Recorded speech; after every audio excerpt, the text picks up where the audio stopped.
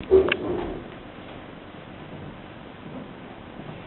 ever you heard of the land of young, that dreams of the gate of the day, alluring its light as the sun of the skies, and ever so far away, alluring is cold, oh, ye the years go, and ye of the trail overfallen, with saddle and pack, by battle and trust, let's go to the land of beyond. But where is this land of beyond?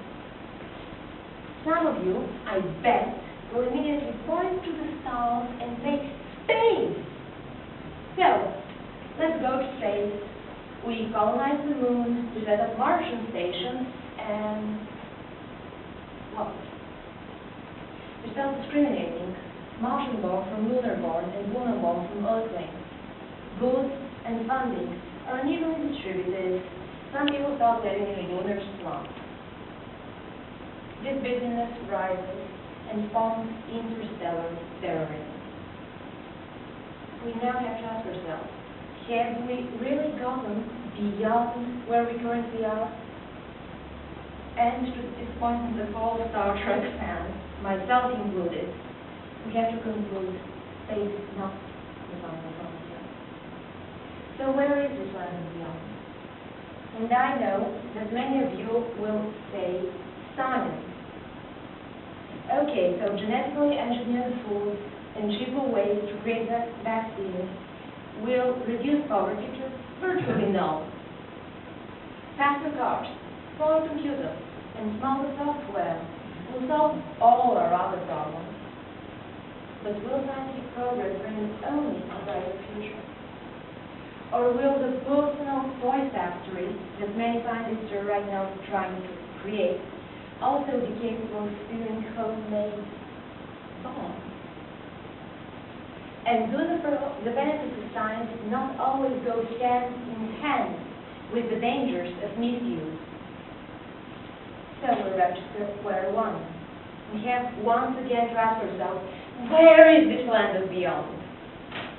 But this time, let's also ask, what was our problem? What was that mistake which before led us to unsatisfactory answers? In answering the questions before, didn't it seem like we pointed something far away and said, yes, this will make us happy? So we packed our bags and headed for this faraway place, packing all our hopes and disappointments with us. And when we got to the place, we found that we've also brought our previous problems to this new, once promising place. And the magic is gone. So now, when we go in yet another third search of the new frontier, let us try to point not far, but near. So near that we point at ourselves. The land of beyond lies inside us. But what is it actually?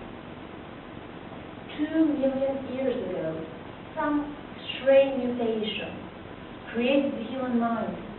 Monkeys began to think and became people.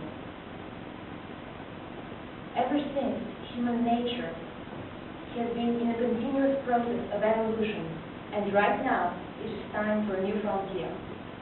It is time for us to learn how we interact with each other and with nature.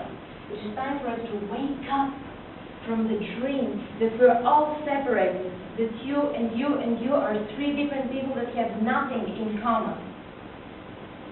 And we have to realize that we're all together, that we're all connected, that poverty in Africa doesn't affect the stock market in New York, that the repressions in Tibet, a very actual theme right now, do indeed hinder scientific progress in Cambridge.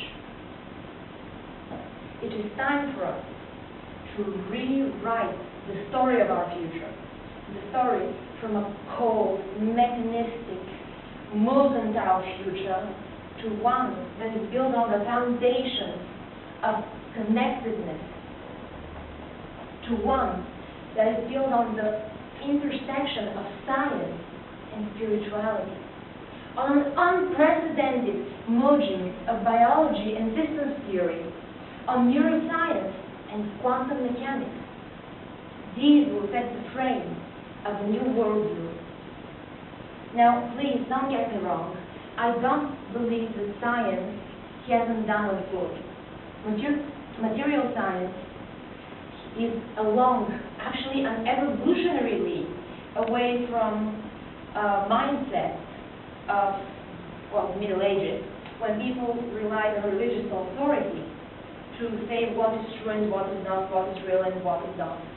And it leads from that very conservative genre to another mindset where people relied on objective search of reality. But right now, in our global, in our ever-changing present, we have to expand this leap to encompass the search of the subject of the inner world. We have to redefine meaning and purpose. We have to realize that the inner world is just as important, as impressive and mysterious as scientific progress, as space, and as the newest nanoparticles we synthesized in some labs. Really, our thoughts create our reality. How? Our thoughts influence our actions, and our actions are what cumulatively build the world we live in today. So, if we change our thoughts, we change our actions, we change our world. Or, in the words of the Nigerian poet Ben Oken, beware of the stories you read yourself softly at night beneath the waters of consciousness.